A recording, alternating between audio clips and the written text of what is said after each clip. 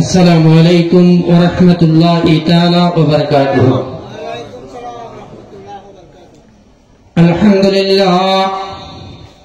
अल्हम्दुलिल्लाह नहमदुहू व नस्तईनुहु व नस्तगफिरुहु व नऊज़ु बिल्लाहि मिन शुरूरि अनफुसिना व मिन सय्यिआति अमालिना मन यहदिहिल्लाहु फला मुदिल्ल लहु व मन युद्लिलहु फला हादिय लहु। अशहदु अन ला इलाहा इल्लल्लाहु वहदहु ला शरीका लहु व नशहदु अन्ना सय्यदना व मौलाना मुहम्मदन अब्दुहु व रसूलुहु अल्लज़ी अरसलहु बिल हक्कि बशीरन व नज़ीरा व हदयन इलल्लाहि बिइज़्निहि व सिराजम मुनीरा। قال الله تعالى عز وجل في كلامه المجيد والفرقان الحميد أعوذ بالله من الشيطان الرجيم ببركة بسم الله الرحمن الرحيم إن الذين يبايعونك إنما يبايعون الله يد الله فوق أيديهم صدق الله المولانا العظيم وصدق ورسوله النبي الحبيب الكريم ونحن على ذلك من الشاهدين والشاكرين والحمد لله رب العالمين। مولاي صل وسلم دائما أبدا على حبيبك خير الخلق كلهم। إن الحمد لله والصلاة والسلام على رسول الله صلى الله تعالى عليه وسلم وخاتم النبيين وشافي المذنبين أنيس الغريبين رحمة للعالمين راحة العاشقين سراج الصالحين مصباح المقربين شمس العالمين والعارفين محبوب رب المشرقين والمغربين جد الحسن والحسين رضي الله عنهما مولانا ومولانا الثقلين أبي القاسم محمد صلى الله تعالى عليه وسلم ابن عبد الله نور من نور الله يا أيها المشتاقون بنور جمالك صلوا عليه وآله وصحبه وسلموا تسليما صلى الله على سيدنا محمد وآله وصحبه وسلم صلى الله على سيدنا محمد وآله وصحبه وسلم الصلاة يا رسول الله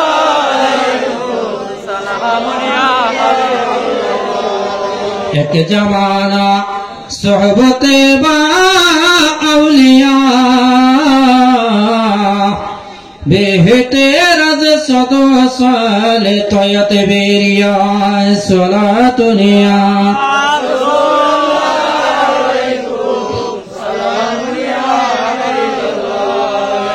हर कटाहत हम नशीनी बा खुदा हो नशीनत दर हुजूरे औलिया सलातुनिया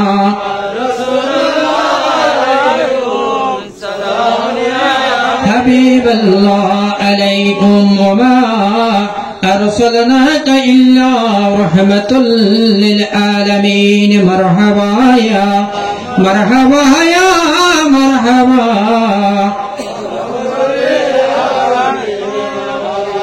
जलवागर हो जलवाए नूरे खुदा जलवागर हो या मोहम्मद मुस्तफा मरहबा या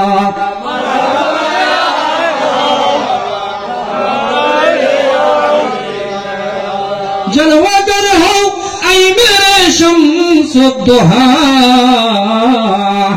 जलवागर हो ऐ मेरे बदरुद्दुजा मरहबा या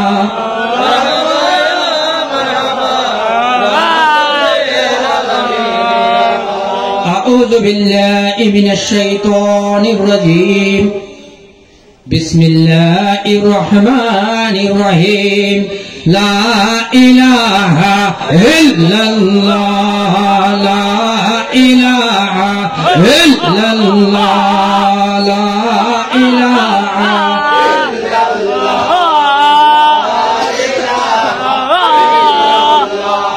لا إله إلا الله لا إله إلا الله لا إله إلا الله لا إله لا إله إلا الله لا إله إلا الله لا إله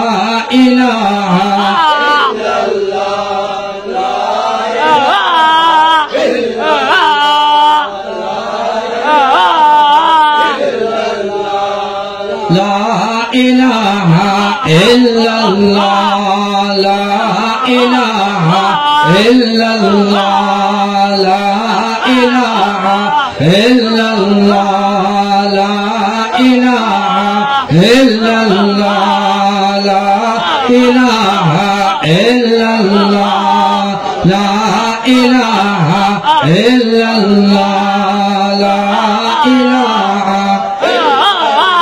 لا إله إلا الله محمد رسول الله صلى الله تعالى عليه وسلم أعوذ بالله من الشيطان الرجيم بسم الله الرحمن الرحيم الله الله الله الله الله الله الله الله الله الله الله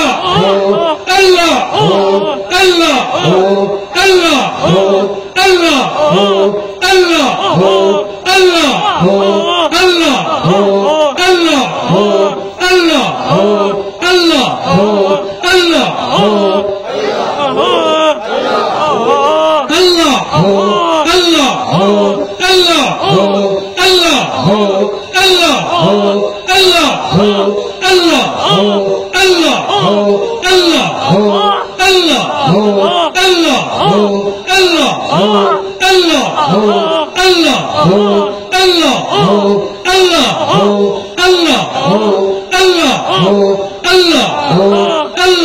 الله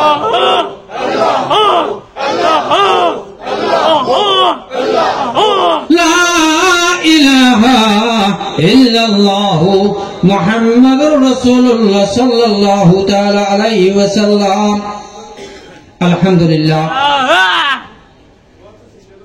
সর্বপ্রথম রব্বে করিম রহমানুর রহিম গফুরুর রহিম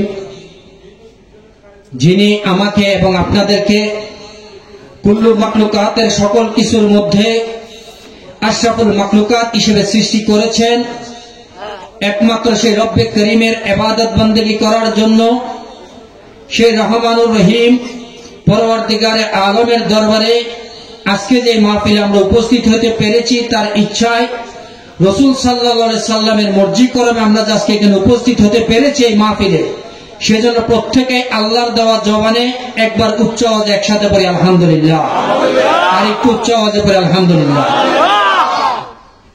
সেই সাথে লক্ষ কোটি দরুদ ও সালাম পেশ করছি সর্বকালের সর্বশ্রেষ্ঠ মহামানব যিনি রহমতুল্লিল আলামিন শুধুমাত্র মানব জাতির জন্য নয় আল্লাহ তাআলা এই দুনিয়ায় যত কিছু সৃষ্টি করেছেন সকল কিছুর জন্য যিনি রহমত স্বরূপ এই দুনিয়ায় এসেছিলেন সেই মুহাম্মদুর রাসূলুল্লাহ সাল্লাল্লাহু তাআলা আলাইহি ওয়াসাল্লামের রওজা মোবারক সময় অত্যন্ত সংক্ষিপ্ত আমি শুরুতে আপনাদেরকে দু চারটি কথা যারা মাহফিল আয়োজন করেছেন তাদের উদ্দেশ্যে বলতে চাই সামনে থেকে যদি মাহফিল আয়োজন করেন আল্লাহ তাআলা যদি তৌফিক দেয় চেষ্টা করবেন সময়ের কদর করার জন্য কি করার জন্য সময়ের কদর করার জন্য সময়কে সম্মান দেওয়ার জন্য সময়কে ইজ্জত করার জন্য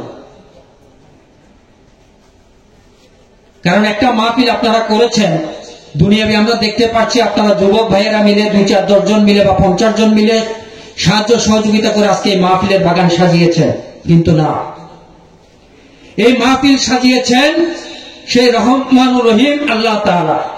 আপনারা হচ্ছেন উসিলা, নাকি অস্বীকার করা যাবে? আল্লাহ তাআলা যদি কবুল না করে আপনি মাহফিল করার সুযোগ আছে? সুযোগ নেই। তাহলে যে মাহফিলটা করেছেন রব্বে করিম রহমানুর রহিমের ইবাদত বন্দেগী করার জন্য, সেই মাহফিলের সময়কে কদর দেওয়ার জন্য চেষ্টা করবেন। কেন বলছি? আজকের এই যে মাহফিল আয়োজন করেছেন, আমি যতটুকু এখানে আসার আগে মোবাইল ফোনে যোগাযোগের মাধ্যমে যতটুকু আমি জেনেছি, আপনারা দুইজন মাওলানা সাহেবকে দাওয়াত দিয়েছেন। কয়জনকে দাওয়াত দিয়েছেন? দুইজনকে। একজনের সময় ছিল বাদে মাগরিব, আরেকজনের সময় ছিল বাদে এশা। কিন্তু যিনি বাদে মাগরিব ছিলেন উনি কি এসেছেন বাদে মাগরিব? উনি কখন এসেছেন? বাদে এশা। আর বাদে এশা যাকে দিয়েছেন তিনি কয়টা বাজে এসেছেন? 9:30। কয়টায়? তাইলে সময় কি ঠিক আছে নাকি সময়ের হেরফের হয়েছে? হেরফের হয়েছে।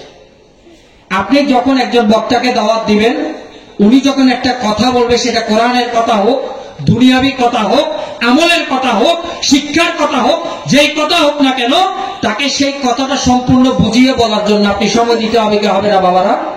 হবে কি হবে না? কিন্তু আমি ভিতরে বসে যা শুনলাম, প্রথম যিনি বয়ান করেছেন বাদে এসা, উনি কিছুটা সময় পেয়েছেন, ঘন্টাখানেক সময় পেয়েছেন, উনি মোটামুটি বয়ান গুছিয়ে বলতে পেরেছেন। কিন্তু পরবর্তীতে যিনি বয়ান করেছেন উনি কথা গুছিয়ে বলতে পারেননি। কেন পারেন নাই? সময়ের সংক্ষিপ্ততা। তাই আপনাদের প্রতি বিনীত অনুরোধ থাকবে, যে যেখানে মাহফিল করেন না কেন, যাকে যখন দাওয়াত দিবেন তাকে তখনই আপনাকে মাইক দিতে হবে। সেই সময় যদি তিনি না আসে, তাকে আপনি আর সুযোগ দেওয়ার কি নাই? সুযোগ নাই। কেন নাই? কারণ ওই যে বললাম, সময়ের কদরদারি করতে হবে। এই যে আমাকে কথা বলতে দিয়েছেন কি দেন নাই? কথা বলছি আমি যাই বলি না কেন, আমি কথাটা আপনাদেরকে গুছিয়ে বলে যেতে হবে। আমি একটা লাইন বললাম, অর্ধেক বলে চলে গেলাম, আপনিও বুঝলেন না, আমারও ফায়দা হলো না, কোনো কাজে আসবে? আসবে না। তাহলে যাকে বক্তব্য দিতে দিবেন, যাকে বয়ান করতে দিবেন, তাকে আপনি কি একটা নির্ধারিত একটা সময় দিতে হবে, সুযোগ দিতে হবে। যে কোনো একটা কথা যেন আপনাদেরকে বুঝিয়ে বলতে পারে, একটা কথা যেন গুছিয়ে আপনাদেরকে মগজের মধ্যে ঢুকিয়ে দিয়ে যেতে পারে। তাইলে আপনার মাহফিলে কি হবে? সার্থকতা হবে। নাইলে কোনো সার্থকতা আসবে? আসবে না। এখানে যারা উপস্থিত হয়েছে, পর্দার অন্তরালে মা বোন যারা আছেন, আজকের এই মাহফিল থেকে আপনাদের শিক্ষা নিতে হবে কি হবে না? যতগুলো বয়ান হয়েছে, হচ্ছে, হবে, তার থেকে অন্তত একটা জিনিস হলে তো আপনাদেরকে শিখতে হবে, আমল করতে হবে। কিন্তু আমল যে করবেন, তাহলে বয়ানটা তো আপনাকে বুঝতে হবে, না বুঝলে তো আপনি আমল করতে পারবেন না। করা যাবে? তাই মেহেরবানি করে প্রয়োজনে বক্তা কম দাওয়াত দিবেন। কি কম দিবেন? বক্তা কম দিবেন, প্রয়োজন নেই। বক্তার মতো বক্তা একজন দিবেন। কয়জন দিবেন? একজন দিবেন, তাকে আপনি 2 ঘন্টা সময় দেন। কয় ঘন্টা সময় দিবেন? তাকে 2 ঘন্টা সময় দেন, আফসোস নেই। উনি আপনাকে একটা কথা গুছিয়ে সুন্দরভাবে আপনাকে বুঝিয়ে দিতে পারবেন। এখন আপনি 10 জন বক্তা দিলেন, একজনকে আধা ঘন্টা পরে একটা সিলেক্ট দিলেন যে ভাই আপনি শর্ট করেন, হবে? হবে না। তাই এখানে বলে না, যারাই মাহফিল আয়োজন করবেন, সেটা দরবারে মুসাবিয়ার মাহফিল হোক, যে কোনো তরিকার মাহফিল হোক, সমাজের মাহফিল হোক, চেষ্টা করবেন বক্তা দিবেন হিসাব বুঝে। অবশ্যই তার কথাটা যেন মানুষ বুঝতে পারে, আমল করতে পারে। আমরা রাজি আছি তো ইনশাআল্লাহ? তাহলে ভবিষ্যৎ থেকে এটা আমরা খেয়াল রাখবো ইনশাআল্লাহ। আল্লাহ তাআলা আমাদের সকলকে এই মাহফিল থেকে শোনার, আমল করার তৌফিক দান করুক। সবাই বলি আমিন। ইতিমধ্যে এখানে অনেক বয়ান হয়েছে। আমি প্রথম যে আলেম সাহেব বয়ান করেছিলেন, তার কথার রেশ ধরে 2-4টি কথা আপনাদের সামনে বলার চেষ্টা করব। উনি যে কথাগুলো বলেছেন, আমি যতটুকু শুনেছি এসে, ওনার কথার মূল সারমর্ম হচ্ছে সালাত। ওনার মূল কথার সারমর্ম কি ছিল? অর্থাৎ নামাজ আদায় করতে হবে। বলছে কি বলে নাই বাবারা? বলেছে। এবং উনি ওনার বক্তব্যের মধ্যে বারবার দরবারে মুসাবিয়ার মুরিদানদেরকে কিন্তু টেনেছে। এই কথা বলেন, টানছে কি টানে নাই? বলেছে যে দরবারে মুসাবিয়া গিয়েছেন, বায়াত হয়েছেন, আপনি যদি সালাত তরক করেন হবে কি হবে না? বলছে কি বলে নাই? দরবারে মুসাবিয়ার নাম কিন্তু উনি বারবার উল্লেখ করেছে। এটা কিন্তু আপনাদেরকে একটা কথা আছে, ইশারায় কি হয়? কাফি। ইশারায় কাফি। উনি কি ইশারা দিয়েছে সেটা আপনারা কি করতে হবে? বুঝে নিতে হবে। আপনারা বুঝে নিতে হবে। তো আমি আমার বক্তব্যের শুরুতে কোরআনুল কারীমের সূরা ফাতহার 10 নম্বর আয়াতে কারিমা আপনাদের সামনে আমি তেলাওয়াত করেছি। যেখানে আল্লাহ তাআলা ইরশাদ করছেন বিসমিল্লাহির রহমানির রহিম, ইন্নাল্লাযীনা ইউবাইয়ুনাকা ইন্নামা ইউবাইয়ুনাল্লাহা ইয়াদুল্লাহি ফাওকা আইদিহিম। এ রাসূল, যারা আপনার হাত মোবারকের উপর বায়াতে রাসূল গ্রহণ করলো, তারা আপনি রাসূলের হাত মোবারকের উপর বায়াতে রাসূল গ্রহণ করে নাই, তারা আমি আল্লাহর কুদরতি হাত মোবারকের উপর বায়াতে রাসূল গ্রহণ করলো। সবাই উচ্চ আওয়াজে পড়ে সুবহানাল্লাহ। এটা কার কথা? আমার কথা? রাসূলের কথা না আল্লাহর কথা? আল্লাহর কথা। এই একটা আয়াতে কারিমার দ্বারাই সাব্যস্ত হয় যে ইসলামে বায়াতে রাসূল জায়েজ। ইসলামে বায়াতে রাসূল কি জায়েজ না হারাম? কথা বলতে হবে, জায়েজ না হারাম? জায়েজ। কিন্তু জায়েজের একটা লিমিটেশন আছে। জায়েজের কি আছে? লিমিটেশন আছে। কিরকম লিমিটেশন আছে? আপনি যদি হক্কানি আউলিয়া কেরামের দরবারে গিয়ে আল্লাহ রসুলের রেজামন্দি হাসিলের মাধ্যমে ইন্তেকালের পরবর্তীতে কাল ময়দানে হাসরে নাজাত পাওয়ার ইচ্ছায় যদি কোন হক্কানি রব্বানি আলেমের হাতে বায়াত রাসূল গ্রহণ করেন, সেটা জায়েজ। সেটা কি জায়েজ? কোন সন্দেহ আছে? কথা বলেন, আছে না? কিন্তু চালের ভিতরে ধান থাকে কি থাকে না? থাকবে কি থাকবে না? ঠিক তদ্রুপ বর্তমান সমাজে হক্কানি আলেম পীর মাশায়েখের মধ্যে কিছু ভণ্ড পীর মাশায়েখ আছে কি নাই বাবারা? আছে কি নাই? আপনি যদি জেনে বুঝে সেই সকল পীর মাশায়েখের দরবারে গিয়ে যদি আপনি বায়াত রাসূল গ্রহণ করেন, সেটা আপনার জন্য কুল্লে হারাম। সেটা আপনার জন্য কি? সে বায়াত রাসূল কি? কথা বলেন না, সে বায়াত রাসূল কি? হারাম। এটা ইসলামের ফতোয়া, এর বাইরে আর কোনো কথা নেই। অর্থাৎ আমি বুঝাতে চাচ্ছি, আপনি যে কোনো পীর মাশায়েখের দরবারে বায়াত হওয়ার আগে আপনাকে যাচাই বাছাই করতে হবে এই দরবার শরীয়তের উপর দায়েম এবং কায়েম আছে কিনা। কিসের উপর? কথা বলে না, কিসের উপর? ঠান্ডা লাগতেছে আপনাদের? কথা বলতে হবে আমার সাথে, নাহলে আমার কথা বেরোবে না। এই দরবার শরীয়তের উপর দায়েম এবং কায়েম আছে কিনা, সর্বপ্রথম এটা হচ্ছে একটা হক্কানি দরবারের মাপকাঠি। হক্কানি দরবারের মাপকাঠি কি? শরীয়ত। হক্কানি দরবারের মাপকাঠি শরীয়ত। শরীয়ত যদি ঠিক থাকে, এরপর আসতেছে আপনার তরিকত। এরপর আসতেছে কি? তরিকত। তরিকতের অনেক ধাপ আছে, তরিকতের অনেক ধাপ আছে, অনেক পরীক্ষা আছে, অনেক কর্ম আছে। সেগুলা করে যদি আপনি পার হতে পারেন, তারপর আসতেছে হাকিকত। তারপরে কি? হাকিকত। হাকিকতের ধাপ পার করে অনেক কিছু আছে, সময় স্বল্পতা বলার সুযোগ নেই। কোন এক সময় সুযোগ করে ভেঙে বলবো আপনাদেরকে ইনশাআল্লাহ। এরপর আসতেছে মারেফত। এরপরে কি? মারেফতের মোকাম হচ্ছে সর্বঊর্ধ্বে। মারেফতের মোকাম কি? খেয়াল রাখবেন, যিনি মারেফতের মোকামে অবতীর্ণ হতে পারবেন, তার সাথে আল্লাহর কোন পর্দা, আল্লাহর কোন কি নাই? পর্দা নাই। তিনি এখানে বসে যদি আল্লাহর কাছে যদি হাত তুলে চাওয়ার বাকি, আল্লাহ দিতে দেরি করবে? দেরি করবে না, যদি মারফতের এই পর্যায়ে আপনি পৌঁছতে পারেন। কথা বুঝতে পেরেছেন? এখন সমাজে অনেক আছে, বলবেন দেখবেন শরীয়ত, তরিকত, হাকিকত, মারফত চারটা ধাপকে শরীর দিয়ে প্রচার করে। কি দিয়ে প্রচার করে? কথা বলে না, কি দিয়ে? আমাদের শরীরে কয়টা পার্ট? এটা কি? চামড়া। এটা কি? চামড়ার ভিতরে কি আছে? মাংস আছে। মাংসের ভিতরে কি আছে? হাড় আছে। হাড়ের ভিতরে কি আছে? অস্থিমজ্জা আছে। দেখবেন এরা বলে কি বলে? চামড়া হচ্ছে শরীয়ত, চামড়া হচ্ছে শরীয়ত, মাংস হচ্ছে তরিকত, হাড় হচ্ছে হাকিকত, আর মজ্জা হচ্ছে কি? মারেফত।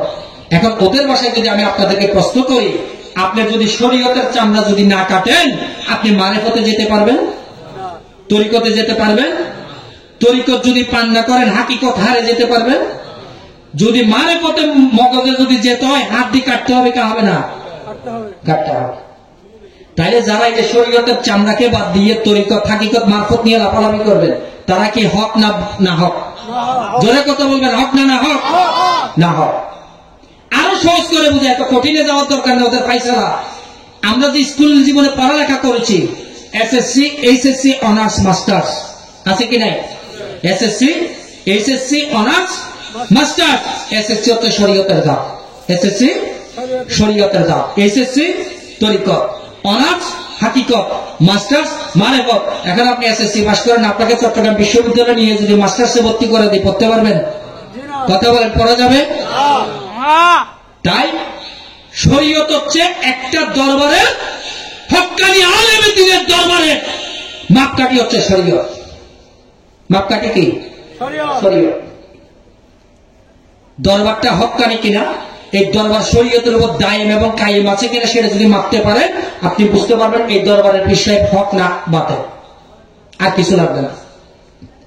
আপনি তো তরিকতে যাবেন পরের ধাপে, তাইলে আপনি যদি এসএসসি যদি পাশ করা ছাড়া যদি এসএসসি তে যেতে না পারেন, শরীয়ত পাশ না করে যদি তরিকতে যেতে না পারেন, তাহলে তরিকতের আয়াত কোথায় পেয়েছি আমরা? কোরআনে না? তরিকত মানে কি? বায়াতের রাসূল। তরিকত মানে কি? সূরা ফাতিহার 10 নম্বর আয়াত আল্লাহ তাআলা বলেছেন বায়াতের কথা। তাহলে বায়াতের রাসূল হচ্ছে কিসের ধাপ? কোরআনের মধ্যে আছে, এটা হচ্ছে তরিকতের ধাপ, কিন্তু তার আছে কেলমে শরীয়ত। শরীয়ত আমরা কার মাধ্যমে পেয়েছি?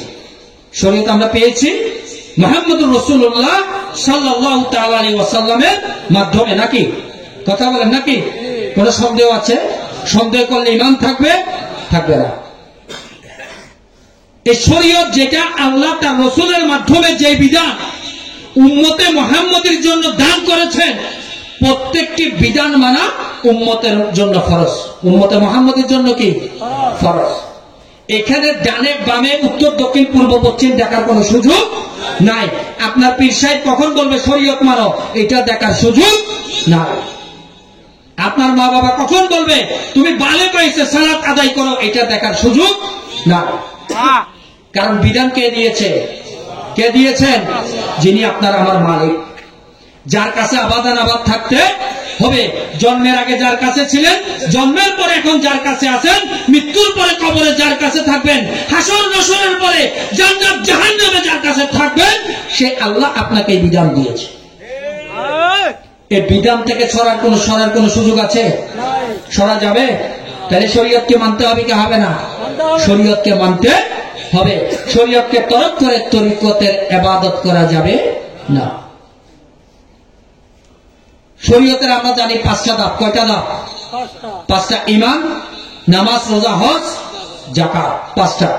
5টার মধ্যে হজ এবং যাকাত অর্থ অনুসারে, অর্থাৎ আপনার যদি আর্থিক সংগতি যদি এরকম থাকে তাহলে আপনার উপর ফরজ হবে। আর ঈমান হচ্ছে কি? প্রত্যেক উম্মতে মুহাম্মদের জন্য ফরজ। ঈমান কি? ঈমান প্রত্যেকটা উম্মতে মুহাম্মদের জন্য ফরজ। আর রোজা এবং নামাজ হচ্ছে কি? প্রত্যেক বালেক নরনারীর জন্য ফরজ।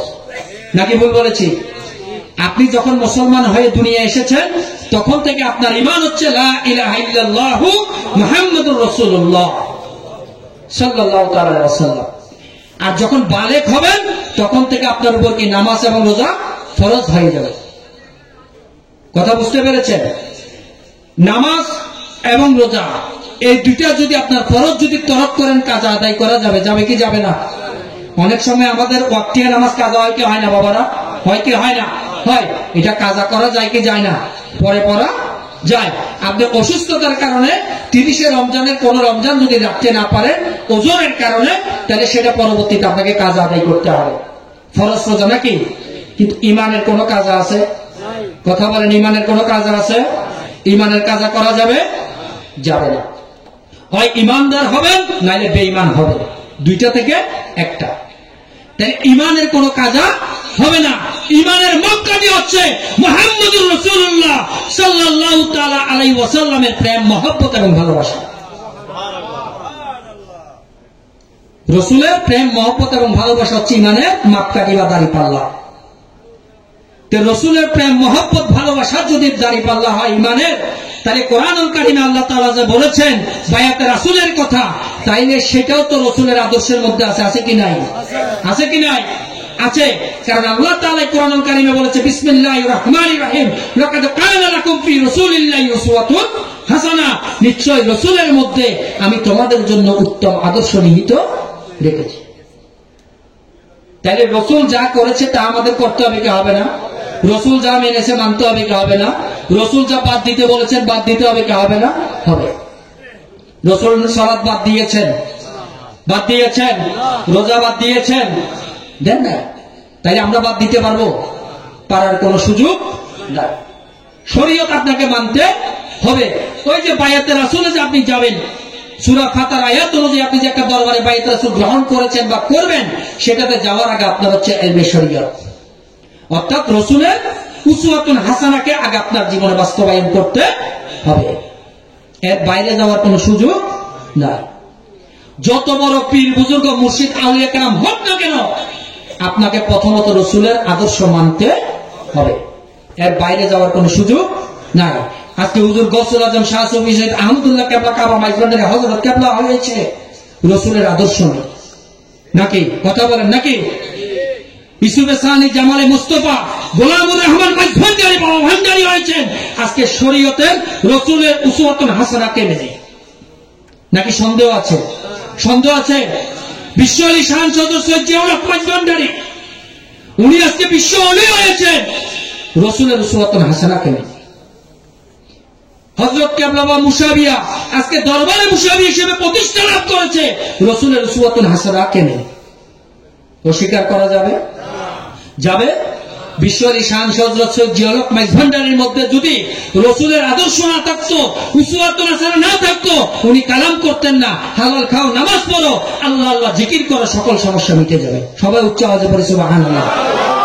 তাইলে ওনার মধ্যে রাসূলের আদর্শ আছে কি নাই? ছিল কি ছিল না? ছিল। দরবারে মুসাবিয়া কালাম করেছেন এই কিতাবের মধ্যে, আদাবে সরিকার মধ্যে, মনকেরে সারা ইবাদত হইতে বাহারো, যে শরীয়তের বিরুদ্ধাচরণ করবে তার কোন ইবাদত আল্লাহর দরবারে কবুল হবে না। তাইলে দরবারে মুসাবিয়া শরীয়তকে প্রাধান্য দিয়েছেন কি দেয় নাই? কথা বলেন, দিয়েছে কি দেয় নাই?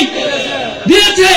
তাইলে দরবারে মুসাবিয়ার মধ্যেও আহমদুল হক সিদ্দিকীর মধ্যেও শরীয়তের পাইরবি ছিল, রাসূলের উসওয়াতুন হাসানার পাইরবি ছিল। সবাই উচ্চ আওয়াজে বলে সুবহানাল্লাহ।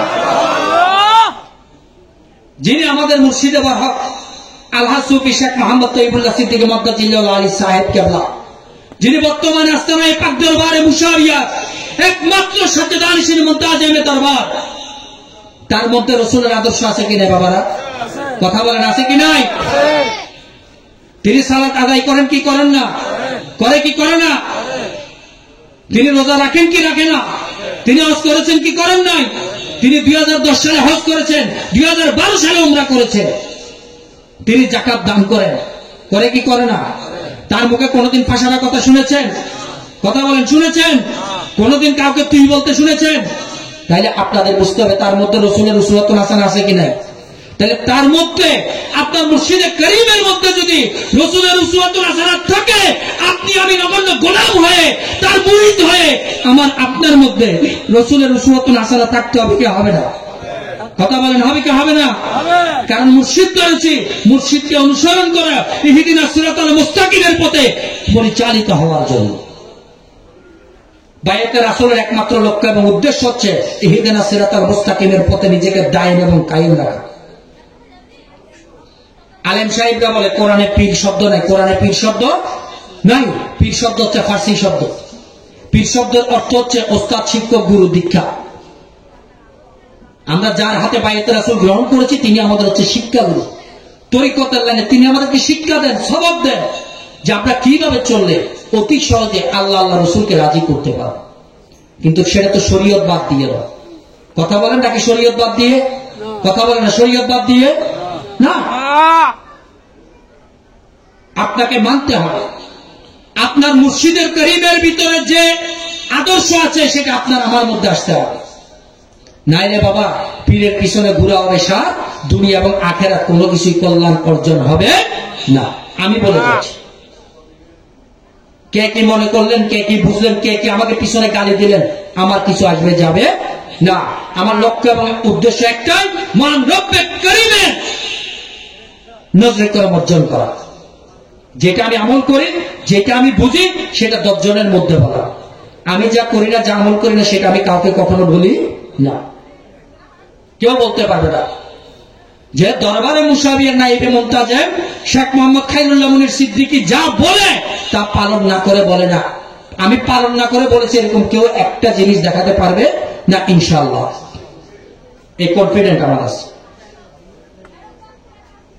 তাইলে যে তরিকতের দাখিলের যে আয়াত বায়াতে রাসূল, এটা আমাদের আমরা যারা করেছি বাকিদেরকে বায়াতে রাসূল নিতে হবে, এটা কোরআনের আয়াতে আছে কি নাই বাবারা? কিন্তু হক্কানি পীর মাশায়েখ ডেকে নিতে হবে। তাইলে প্রথমে কি এলমে শরীয়ত, শরীয়ত আমাদেরকে মানতে হবে। শরীয়তের পরে আসতেছে তরিকত। আপনি যখন বায়াতে রাসূল গ্রহণ করবেন, গ্রহণ করার পরে আপনি যখন সহি শুদ্ধভাবে ইসলামের 5টি ধাপ পালন করার পরে আপনার পীরে মুর্শিদে মোকাম্মেল আপনাকে যে সবক দিয়েছেন, সেই সবকগুলো যখন আপনি ঠিকভাবে আদায় করবেন, একদিন 2 দিন 3 দিন করতে করতে দেখবেন একদিন আপনার কলমের চক্ষু খুলে যাবে। সেদিন আপনি তরিকত থেকে দাখিল হবেন হাকিকতে। কিসে দাখিল হবে? হাকিকতে। হাকিকতে অনেক চড়ে উতরাই আছে, অনেক ঢেউ আছে, তরঙ্গ আছে, অনেক কিছু হবে হাকিকতে। হাকিকতের স্তর এতটা মর্যাদাবান, অনেকে হাকিকতের পর্যায়ে গেলে গায়ে কাপড় পর্যন্ত রাখতে পারে না। হাকিকত ইসলামটা এতটাই অসহনীয় যে এগুলো আমল করে, অর্জন করে, ইবাদত বন্দেগী করে, মুরাকাবা মুশাহাদা করে, আল্লাহ আল্লাহ রাসূলকে রাজি করে, নিজের মুর্শিদে মোকাম্মেলকে রাজি করে যে হাকিকতের স্তর পার করতে পারবে, সে গিয়ে পড়বে মারিফতের অতল সাগরে। সবাই উচ্চ আওয়াজে পড়ে সুবহানাল্লাহ। আর যিনি মারিফতের সাগরে একবার ডুব দিয়ে ফেলবেন, তার জন্য দুনিয়াও পার, আখিরাতও পার। তার জন্য জান্নাতও নাই, জাহান্নামও নাই। তার জন্য আল্লাহ এক এবং অদ্বিতীয়। তিনি আল্লাহর কাছে চাওয়ার আগে আল্লাহ তাকে দান করবে। সবাই উচ্চ আওয়াজে পড়ে সুবহানাল্লাহ। কিন্তু আপনি কি সেই পর্যায়ে গিয়েছি? কথা বলেন, গিয়েছি? আমরা এখনো শরীয়ত পার করতে পেরেছি? 5 ওয়াক্ত সালাত ঠিক মতো আমরা আদায় করতে জানি? কিন্তু এখন আমরা যদি তরিকতের কথা বলি, হাকিকতের কথা বলি, মারিফত নিয়ে নাসাসাই করি, হবে না। ক্লিয়ার মেসেজ দরবারে মুশাবিয়ার পক্ষ থেকে। যারা দরবারে মুশাবিয়া বায়াত রাসূল গ্রহণ করেছে, প্রত্যেকের প্রতি ক্লিয়ার মেসেজ, আপনাদেরকে শরীয়ত মানতে হবে। এর বাইরে বিন্দু মাত্র কোনো ছাড় দেওয়া হবে না, কোনো ছাড় দেওয়া হবে না। আমরা কিন্তু আস্তে আস্তে কঠোর হচ্ছি।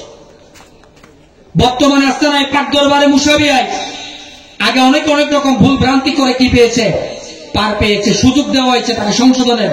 কিন্তু খবর নিয়ে দেখবেন ইদানিং বিগত 6 মাসের মধ্যে যারা 19-20 করেছে তাদেরকে দরবার থেকে বিতাড়িত করে দেওয়া হয়েছে চিরজীবনের জন্য। কারণ যার দ্বারাই দরবারের কলঙ্ক হবে, যার দ্বারাই দরবারের দিকে আঙ্গুল উঠবে, তার মতো মুরিদান দরবারে মুশাবিয়া দরকার না। আমার দ্বারাইও যদি, আমার কারণে, আমার কর্মের কারণে, আমার শরীয়তের খেলাফের কারণে, আমার কারণে যদি দরবারে মুশাবিয়ার দিকে যদি আঙ্গুল উঠে, আমি শেখ মোহাম্মদ খায়রুল্লাহ মুনির সিদ্দিকী দরবারে মুশাবিয়ার চৌহদ্দির মধ্যে থাকার অধিকার নাই। এটা হচ্ছে সেই দরবারে মুশাবিয়া। আমার দিকে আঙ্গুল উঠতে পারবে, কিন্তু আমার কারণে দরবারে মুশাবিয়ার সিলসিলার দিকে আঙ্গুল উঠতে পারবে? তাহলে আপনার মাধ্যমে উঠতে পারবে? কথা বলেন, উঠতে পারবে না। তাহলে আমাদেরকে আমল করতে হবে। শরীয়ত সর্বপ্রথম। শরীয়ত কি? সর্বপ্রথম 1 নম্বরে কি? শরীয়ত। শরীয়তের এলেম অর্জনের পরে, শরীয়তের ইবাদত বন্দেগীর পর হচ্ছে আপনার তরিকতের সবক। তরিকতের সবক। শরীয়ত তরিকত ঠিক রাখবেন, ঠিক মতো আদায় করবেন, পালন করবেন। পর্দা, মহিলারা পর্দা ঠিক রাখবেন, সবকিছু ঠিক রাখবেন। দেখবেন একদিন আপনার আল্লাহ যদি রাজি হয়, আপনার মুর্শিদে করিম যদি রাজি হয়, আল্লাহ রসুল যদি রাজি হয়, কোন একদিন আপনাকে টেনে হাকিকতের সাগরে ফেলে দিবেন। সবাই উচ্চ আওয়াজে পড়ে সুবহানাল্লাহ। কিন্তু হাকিকতে যেতে হলে আগে শরীয়ত মানতে হবে। বায়াত রাসূল আমরা কেন করি? আল্লাহ রসুল যে বায়াত করেছিলেন সেটা ছিল বায়াত আলা জিহাদ। জিহাদের বায়াত। কিসের বায়াত? কথা বলে না, কিসের বায়াত? জিহাদের বায়াত। অর্থাৎ তখন যারা মূর্তি পূজারে ছিল, কাফের বেদে মুশরিক যারা ছিল, তাদের বিরুদ্ধে ছিল এই বায়াতে রাসূল, তাদের বিরুদ্ধে ছিল বায়াতে রাসূল জিহাদের জন্য। আর এখন আমরা যারা হক্কানি আলেমের দরবারে গিয়ে, পীর মাশায়েখের দরবারে গিয়ে আমরা যারা বায়াতে রাসূল গ্রহণ করছি, সেই বায়াতে রাসূল হচ্ছে কি? এটাও কিন্তু বায়াত আলাল জিহাদ। তবে এটা কোন কাফের বেদে মুশরিকের বিরুদ্ধে নয়, এটা নিজের নফসানিয়তের বিরুদ্ধে। নিজের কিসের বিরুদ্ধে? কথা বলেন, নিজের নফসের বিরুদ্ধে। আপনি বায়াতে রাসূল গ্রহণ করে মুর্শিদে মোকাম্মেলের সহবতের মাধ্যমে যদি চলতে পারেন, তাহলে আপনার নফসকে কি করতে পারবেন? কাবু করতে পারবেন। নফসকে যদি কন্ট্রোলে রাখতে পারেন, আপনার দ্বারা খারাপ কাজ হবে না, শরীয়তের খেলাফ কোনো কাজ হবে না। কথা বুঝতে পেরেছেন? তাইলে আমরা যেটা বায়াত রাসূল গ্রহণ করেছি দরবারে মুশাবিয়া, এটা হচ্ছে কি বায়াত আলাল জিহাদ। কিসের বিরুদ্ধে? আমাদের নিজ নিজ নকশের বিরুদ্ধে। তাহলে এই যে বায়াত রাসূল গ্রহণ করেছি, এটার এখন আমলটা তো আমাদের করতে হবে, হবে কি হবে না? হবে।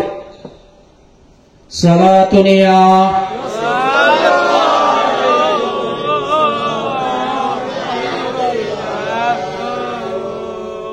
নিজের নফসানিয়তের বিরুদ্ধে যে বায়াত রাসূল আমরা গ্রহণ করেছি, সেই নফসকে আমাদেরকে কবুল করার জন্য আল্লাহ তাআলা তৌফিক দান করুক। সবাই বলি আমিন।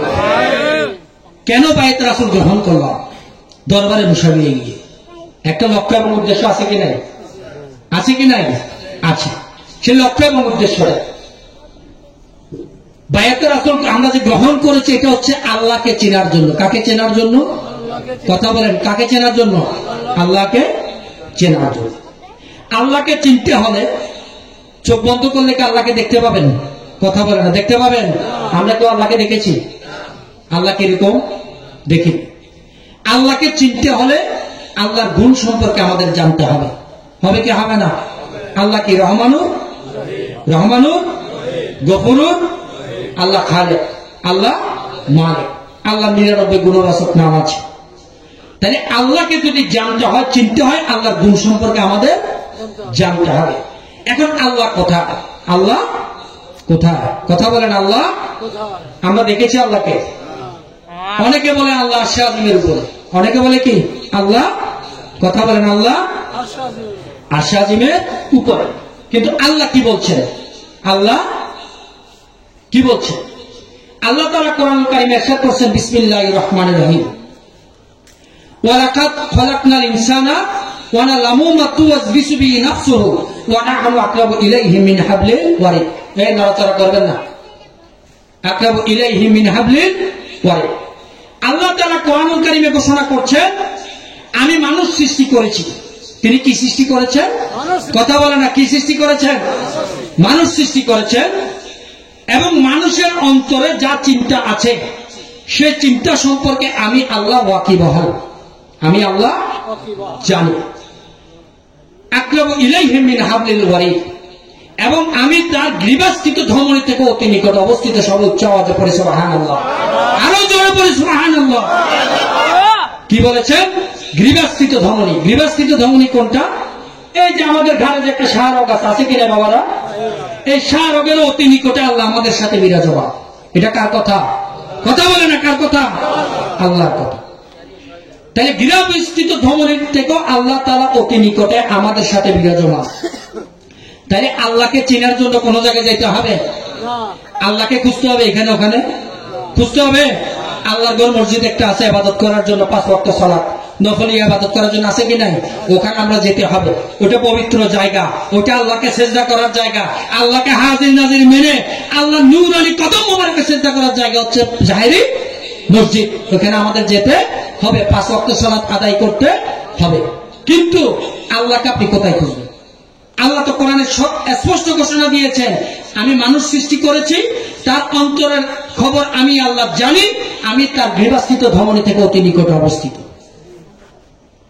আপনার যদি হাতের এই রগ যদি কেটে যায়, এই শিরা যদি কেটে যায়, ডাক্তার চাইলে এটা নির্ধারিত সময় সেলাই করলে কি হয়? মানুষ বাঁচে। বাঁচে কি বাঁচে না? পায়ের রগ যদি কাটে সেলাই করলে মানুষ বাঁচে। মাথা ফেটে গেলে সেলাই করলে মানুষ বাঁচে। হাত বুক থেকে বের করে রেখে ওপেন হার্ট সার্জারি করে আবার ঢুকাই দিলে মানুষ বাঁচে। যে কোনো অপারেশন করলে কাটা গেলে মানুষ বাঁচে, যদি আল্লাহ বাঁচিয়ে রাখে। কিন্তু বাবা, এই যে গৃহস্থিত ধমনী, ওয়ালাকাদ খালাকনাল ইনসানা ওয়া না'লামু মা তুওয়াসবিসু বিহি নাফসুহু ওয়া নাহনু আকরাবু ইলাইহি মিন হাবলিল ওয়ারিদ। আমি মানুষ সৃষ্টি করেছি এবং তার অন্তরে কি রয়েছে সেই সম্পর্কে আমি আল্লাহ ওয়াকিবহাল। আমি তার গৃহস্থিত ধমনী থেকে অতি নিকটে অবস্থান করছি। সবাই উচ্চ আওয়াজে পড়ে সুবহানাল্লাহ। এই গৃহস্থিত ধমনী যদি কাটা যায়, এই দুনিয়ায় কোনো ডাক্তারের সাধ্য নাই তাকে অপারেশন করে কি করবে? অপারেশন করে বাঁচাবে। কোন সুযোগ আছে? কথা বলেন, আছে? নাই। তাহলে আল্লাহ বলছেন কোরআনুল কারীমে, আমি গৃহস্থিত ধমনী থেকে অতি নিকট অবস্থান করছি। এখন আমি আপনি যদি বলি আল্লাহ 7 আসমানের উপরে, আল্লাহ মসজিদের ভিতরে, আল্লাহ উত্তর দিকে, আল্লাহ পশ্চিম দিকে ছাড়া কোন দিকে, এটা সত্য না মিথ্যা?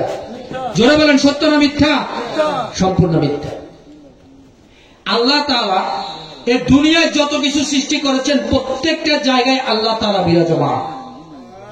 আল্লাহ তাআলা বিরাজমান। তাহলে আল্লাহ তাআলা যে আমাদের গৃহস্থিত ধমনী থেকে অতি নিকটে আছেন, আল্লাহ তাআলা যে আমাদের গৃহস্থিত ধমনী থেকে অতি নিকটে আছেন, তাহলে কোথায় আছেন? প্রশ্ন আছে কি নাই বাবারা? কথা বলেন, আছে কি নাই? তাহলে যে বায়াতে রাসূল গ্রহণ করেছি, সেটা লক্ষ্য এবং উদ্দেশ্য হচ্ছে আল্লাহকে চেনা। কাকে চেনা? কথা বলেন, কাকে চেনা? আল্লাহকে চেনা। আল্লাহ বলছেন আমি তোমার গৃহস্থিত ধমনী থেকে অতি নিকটে আছি। তাহলে গৃহস্থিত ধমনী থেকে আমার অতি নিকটে কি? আমার অতি নিকট হচ্ছে কাল। জোরে বলেন, আমার অতি নিকটে কি? কাল। আমার রূহ আছে, এই মাটি কায়ের মধ্যে একটা রূহ আছে কি নাই? আছে। প্রত্যেক মানুষের বাম দুধের 2 আঙ্গুলের নিচে কল্ব অবস্থিত। আল্লাহ তাআলা এই কল্বে বিরাজমান। আল্লাহ তাআলা এই কল্বে কি আছে? বিরাজমান। কিন্তু এই কল্বটা কি? মরিচায় পরিপূর্ণ। কিসে পরিপূর্ণ? মরিচায় পরিপূর্ণ, অন্ধকার।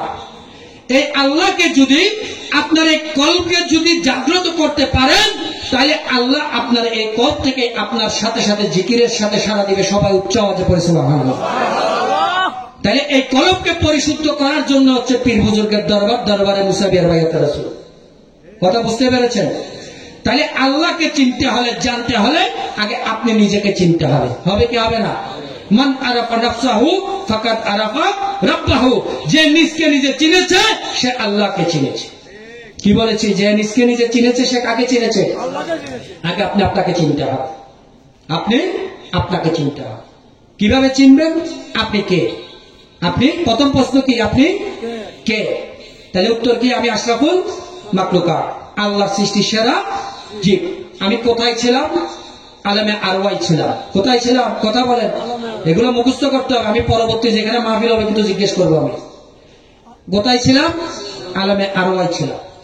এরপরে আমরা কোথায় আসলাম? মায়ের গর্ভে আসলাম। মায়ের গর্ভ থেকে আমরা কোথায় এসেছি? দুনিয়ায় এসেছি। এখন কোথায় আছি? দুনিয়াতে আছি। দুনিয়া থেকে কোথায় যাব? ইন্তেকাল করে 3.5 হাত মাটির নিচে কবরে যেতে হবে। কবর থেকে কোথায় উঠব? ময়দানে হাসরে উঠব। ময়দানে হাসরে উঠার পরে আমার কি হবে? পাপ পুণ্যের পরিমাপ হবে। কি হবে? পরিমাপ। বিচার কবরে দেওয়ার পরে শুরু। এটা একদিন বলবো। পরিমাপ হবে। পরিমাপ হওয়ার পরে যদি পাপের দাড়িপাল্লা যদি বেশি হয় জাহান্নামে যেতে হবে, পুণ্যের দাড়িপাল্লা বেশি হলে জান্নাতে যেতে হবে। আল্লাহ যেখানে যেতে হবে কি হবে না? যেখানে যান না কেন, জান্নাতে হলে আবাদান আবাদ থাকতে হবে। জাহান্নামে হলে আপনাকে যতদিনের জন্য দিবেন তার পরবর্তীতে আপনাকে আবার কোথায় দিবে? জান্নাতে দিবে। দিবে কি দিবে না? দিবে। তাহলে আবাদান আবাদ আল্লাহর কাছে থাকতে হবে। আলেমে আরওয়ায় যখন ছিলাম তখনও আল্লাহর কাছে ছিলাম। মায়ের গর্ভে ছিলাম তখনও আল্লাহর কাছে ছিলাম। দুনিয়া এসেছি, মাটির উপরে শ্বাস প্রশ্বাস নিচ্ছি, আল্লাহর নিয়ন্ত্রণে আছি। ইন্তেকাল করে 3.5 হাত কবরে যাব, আল্লাহর নিয়ন্ত্রণে থাকবো। ময়দান হাসরে দাঁড়াবো, আল্লাহর নিয়ন্ত্রণে থাকবো। জান্নাত বা জাহান্নামে যাব, আল্লাহর নিয়ন্ত্রণে থাকবো। আবাদান আবাদ যেখানে থাকবো আল্লাহ তাআলার নিয়ন্ত্রণে থাকবো। কথা বুঝছেন কি বুঝেন নাই? তাইলে নিজকে নিজে চিনতে হলে আগে এগুলো জানতে হবে কি হবে না? জানতে হবে। এগুলা জানার জন্যই হচ্ছে পীর বুজুর্গের দরবার বায়াতে রাসূল। তাহলে আল্লাহকে খুঁজতে বেশি দূরে যেতে হবে না, আগে নিজকে নিজে চিনে। এই যে এতগুলো কথা বললাম, এর ভিতরে একটা কথা আছে, আপনাকে আল্লাহ দুনিয়ায় কেন পাঠিয়েছে? আছে কি নাই? একজন 30 বছর, 40 বছর, 50, 60, 70 বছর বয়স পাচ্ছি কি পাচ্ছি না? প্রথম 12 বছর বাদ দেন, শিশুকাল। এরপর থেকে আপনি যদি 60 বছর যদি হায়াত পান, 12 বছর বাদ দিলে কত থাকে? 48 বছর। এই 48 বছর আল্লাহ যে আপনাকে হায়াতে রেখেছে, কেন আপনাকে রেখেছে? আপনার কর্মটা কি? আপনার কর্মটা কি? এটা যদি জানতে পারেন, বুঝতে পারেন, মানতে পারেন, নিজকে নিজে চিনা হবে, আল্লাহকেও চিনা হবে। আপনার জন্য জাহান্নাম হারাম হয়ে জান্নাত ওয়াজিব হয়ে যাবে। সবাই উচ্চ আওয়াজে পড়ে সুবহানাল্লাহ। কথা বুঝতে পেরেছেন? তাহলে আল্লাহ কেন পাঠিয়েছে? একমাত্র লা ইলাহা ইল্লাল্লাহ, আল্লাহকে এক এবং অদ্বিতীয় বলে স্বীকৃতি দেওয়ার জন্য। নাকি? কথা বলেন নাকি? পাশাপাশি মুহাম্মদুর রাসূলুল্লাহ সাল্লাল্লাহু তাআলা ওয়াসাল্লাম, মুহাম্মদুর রাসূলুল্লাহ আল্লাহ তাআলার প্রেরিত রাসূল, এটাকে মনে প্রাণে স্বীকার করা, তাকে অন্তর থেকে মহব্বত ভালোবাসা করার জন্য। তাহলে কয়টা জিনিস? 2টা। একটা আল্লাহর ওয়াহদানিয়তকে স্বীকৃতি দেওয়া, আর একটা রাসূলের মহব্বতকে নিজের অন্তরে জায়গা দেওয়া। এই 2টা হচ্ছে মূল কর্ম আপনার হায়াতের বাজেট। এই দুইটা কর্ম যদি আপনি করতে চান আপনাকে শরীয়ত মানতে হবে। হবে কি হবে না? কথা বলেন, মানতে হবে কি হবে না? কারণ রসুলের মহব্বত অন্তরে জায়গা দিতে হলে আপনাকে শরীয়তের এলমে শরীয়ত মানতে হবে। 5 ওয়াক্ত সালাত আদায় করতে হবে, 30 রোজা রাখতে হবে, হজ ফরজ হলে হজ করতে হবে, যাকাত ফরজ হলে যাকাত দিতে হবে, মা বাবার খেদমত করতে হবে, মা বাবা ইন্তেকাল করলে কবর জিয়ারত করতে হবে, পাড়া প্রতিবেশীর হক মারা যাবে না, সকলপুরি করা যাবে না, জেনা ব্যভিচার করা যাবে না, বিপদে চলা যাবে না, হালাল হারাম বেঁচে চলতে হবে। এই হচ্ছে কর্ম। আল্লাহ রসুলের মহব্বতকে অন্তরে জায়গা দেওয়া, পাশাপাশি আল্লাহ যে ওয়াহাদিনিয়তকে যে স্বীকৃতি দিবেন সেই স্বীকৃতির মাপকাঠি হচ্ছে আপনার শরীয়তের ইবাদত। কথা বুঝতে পেরেছেন? তাইলে আপনাকে বায়াতে রাসূল, এই যে কোরআনুল কারীমে বলেছে ইন্নাল্লাযীনা ইউবাইয়ুনাকা ইন্নামা ইউবাইয়ুনাল্লাহা ইয়াদুল্লাহি ফাওকা আইদিহিম, এ রসুল আপনার হাতে যারা বায়াতে রাসূল গ্রহণ করলো তারা আপনার হাতে বায়াতে রাসূল গ্রহণ করে না, তারা নিশ্চয় আমি আল্লাহর কুদরতি হাতের উপর বায়াতে রাসূল গ্রহণ করেছে। তাহলে আমরা যে পীর মুর্শিদের মোকাম্মেলের হাতে বায়াতে রাসূল গ্রহণ করেছি, আমাদের বিশ্বাস রাখতে হবে, ঈমান রাখতে হবে, নিশ্চয় তার উপরও আল্লাহ তাআলা নুরানি হাত মোবারক রয়েছে। সবাই উচ্চ আওয়াজে পড়ে সুবহানাল্লাহ। এটা মেনে যদি বায়াতে রাসূল নিয়ে থাকেন তাহলে আপনার দ্বারা শরীয়তের খেলাফ কোনো কর্ম হবে না, হবে না। এই জন্য বায়াতে রাসূল অর্থাৎ নিজকে নিজে চেনার জন্য, আল্লাহকে চেনার জন্য। এখন নিজকে নিজে চিনলে, আল্লাহকে চিনলে আপনার উপকারটা কি হবে? আল্লাহ তাআলা কোরআনুল কারীমের সূরাতুল ফজরের 27 থেকে 30 নম্বর আয়াত, কোন সূরা বলেছি জোরে বলেন, কোন সূরা? 27 থেকে 30 সূরা ফজর আয়াত নাম্বার 27 থেকে 30। এখানে কি ইরশাদ করেছে? বিসমিল্লাহির রহমানির রহিম, ইয়া আইয়াতুন নাফসুল মুতমাইন্নাহ ইরজি ইলা রাব্বিকা রাদিয়াতান মারদিয়া ফাদখুলি ফি ইবাদি ওয়াদখুলি জান্নাত। এখানে আল্লাহ তাআলা বলছেন ইয়া আইয়াতুন নাফসুল মুতমাইন্নাহ, এ প্রশান্ত মন, এ কথা বলেন, এ কি প্রশান্ত মন, যেটা কি ভালো মন, ভালো মন যেটা আল্লাহকে রাজি খুশি করতে পেরেছে। ইরজি ইলা রাব্বিকা রাদিয়াতান মারদিয়া, তুমি তোমার প্রভুর নিকট প্রত্যাবর্তন করো, তুমি তোমার আল্লাহর নিকট ফেরত আসো। কিভাবে? সন্তুষ্ট হয়ে, সন্তোষভাজন ভাবে, সন্তুষ্ট হয়ে সন্তোষভাজন ভাবে, অর্থাৎ আল্লাহর সন্তুষ্টি অর্জন করে আল্লাহর সন্তোষভাজন হয়ে তার কাছে ফেরত যেতে বলেছে। এরপরে বলেছে কি? ফাদখুলি ফি ইবাদি, এরপর তুমি আমার উত্তম বান্দাদের অন্তর্ভুক্ত হয়ে যাও, অর্থাৎ আল্লাহর যে মুহসিনিন বান্দা যারা আছে তাদের অন্তর্ভুক্ত হতে বলেছে। ওয়াদখুলি জান্নাতি, এরপরে তুমি জান্নাতে প্রবেশ করো। আমার কথা না, কোরআনুল কারীমের কথা, কোরআনুল কারীমের কথা। অর্থাৎ আপনি নিজকে নিজে কেন চিনবেন? এই যে 4টা আয়াতে কারিমায় বলে দিয়েছে, তুমি তোমার প্রভুর কাছে ফেরত যাও, আল্লাহর কাছে ফেরত যাও, সন্তুষ্ট হয়ে, সন্তোষভাজন হয়ে। এটা অর্জন করার জন্য নিজকে নিজে চিনতে হবে। এরপর হচ্ছে কি? মুহসিনিন বান্দাদের অন্তর্ভুক্ত হতে হবে। এরপর আসতেছে আপনার জন্য জান্নাত। জান্নাতে ডাইরেক্ট যাওয়া যাবে? ডাইরেক্ট যাওয়া যাবে না, যেতে হলে কর্মগুলো করে যেতে হবে। তাহলে আমি যে কথাগুলো বললাম এতক্ষণ, কথাগুলোর মূল হাকিকত হচ্ছে, সারমর্ম হচ্ছে, বাবারা, যে যেখানে বায়াতে রাসূল গ্রহণ করেন না কেন বা বায়াতে রাসূল গ্রহণ না করে থাকেন না কেন, আপনার আমার সর্বপ্রথম ঈমানি দায়িত্ব হচ্ছে আল্লাহর ওয়াহদানিয়তকে স্বীকার করা এবং আল্লাহ রাসূলের প্রেম মহব্বতকে নিজের অন্তরে, নিজের জীবন থেকেও বেশি কি দেওয়া, মহব্বত করা, নিজের অন্তরে বেশি করে জায়গা দেওয়া। আর সেটা দিতে হলে আপনাকে আমাকে শরীয়ত মানতে হবে। শরীয়তের পরে আমরা বায়াতে রাসূল গ্রহণের মাধ্যমে তরিকতে দাখিল হব। তরিকতে দাখিল হওয়ার মাধ্যমে পীরে মুর্শিদে মোকাম্মেলের সবক আদায়ের মাধ্যমে আমরা হাকিকতের দিকে আস্তে আস্তে এক ধাপ করে কি হব, এগিয়ে যাব। যদি হাকিকত যদি পার করতে পারে, আল্লাহ তাআলা যদি কবুল করেন, তাহলে আমার মারিফতের হেস্ত। অতটুক গেলে মাথা গোলাবে, অতটুক যাওয়ার দরকার নেই। আপাতত শরীয়ত এবং তরিকত নিয়ে থাকে। এই দুইটা যদি ঠিক রাখতে পারেন, আপনাকে আল্লাহ হাকিকতে দিবে ইনশাআল্লাহ, এটা আমাদের বিশ্বাস। কিন্তু এই দুইটা আপনার আমাকে ঠিক রাখতে হবে। এবং যেটা আমি কথার মাঝখানে বলেছিলাম, বাবারা খেয়াল রাখবেন, যারা দরবারে মুশাবিয়ে বায়াতে রাসূল গ্রহণ করেছেন, মেহেরবানি করে আপনাদের কথাবার্তা, চাল চলন, কাজ কর্ম দ্বারা দরবারে মুশাবিয়ের দিকে যেন আঙ্গুল না উঠে। কিসের দিকে যেন আঙ্গুল না উঠে? কথা বলে না, কিসের দিকে? আমার দিকে তাকান, কিসের দিকে? দরবারে মুশাবিয়ের দিকে যেন আঙ্গুল না ওঠে। আপনার দিকে আঙ্গুল উঠুক, আমার কিছু আসে যাবে না, আমার কিছু আসবে যাবে না। কিন্তু দরবারে মুশাবিয়ের দিকে যেন আপনার কারণে যেন আঙ্গুল না ওঠে।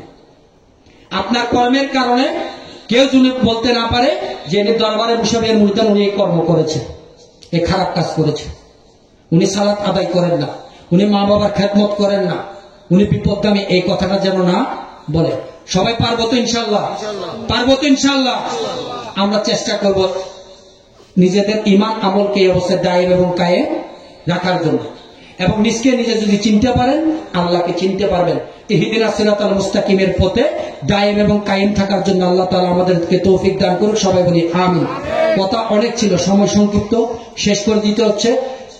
সামনে যে চৌমনে যে মাহফিলটা আছে আগামী শুক্রবার 21 তারিখ, চেষ্টা করবো আল্লাহ তাআলা যদি কবুল করেন হাজির হওয়া। যদি হাজির হয় আল্লাহ তাআলা যা বলাবেন তা বলার জন্য চেষ্টা করবো ইনশাআল্লাহ, এবং আপনারাও হাজির থাকার চেষ্টা করবেন। এবং যে কথাগুলো বলেছে এর মধ্যে কোনো যদি আপনাদের দ্বিধা থাকে, কি থাকে, দ্বিধা থাকে, আমাকে প্রশ্ন করার জন্য কোনো নিষেধ নাই, কিন্তু মেহেরবানি করে পিছনে গিয়ে সমালোচনা করবেন না। পিছনে সমালোচনা করা হচ্ছে গীবতকারী। যিনি গীবত করবে তার কোন ইবাদত আল্লাহর দরবারে কবুল হবে না। বুঝতে পেরেছেন? আর আমি যা কথা বলি, এতক্ষণ যা কথা বলেছি, দেখি বলেন তো কোরআনের বাইরে একটা কথা বলেছি? কথা বলেন, বলেছি? শরীয়তের বাইরে কথা বলেছি? হাদিসের বাইরে কথা বলেছি? এই যে কথাগুলো বলেছে এগুলো কি দরবারে মুসাবির সলিকার বাইরে না ভিতরে? কথা বলেন, বাইরে না ভিতরে? ভিতরে। তাই এগুলো আমাদের মানতে হবে। ওই যে দরবারে মুসাবির একটা কালাম, মনকেরে সারা ইবাদত থেকে মাহরুম। আল্লাহ তাআলা আমাদেরকে শরীয়তের মনকেরি করা থেকে হেফাজত করুক। সবাই বলি আমিন। এবং প্রত্যেকের মা বাবার খেদমত করবেন। যাদের মা বাবা ইতিমধ্যে ইন্তেকাল করেছেন কবর জিয়ারত করার চেষ্টা করবেন। প্রতিদিন 5 ওয়াক্ত সালাতের পরে আল্লাহ রাসূলের শিখিয়ে দেওয়া একটা দোয়া, রব্বির হামহুমা কামা রাব্বায়ানি সগীরা, এটা 3 বার পরে মা বাবার জন্য সওয়াব রেসানি করবেন। এটা কিন্তু আমাদের উপর দায়িত্ব, এটা আমাদের করতে হবে।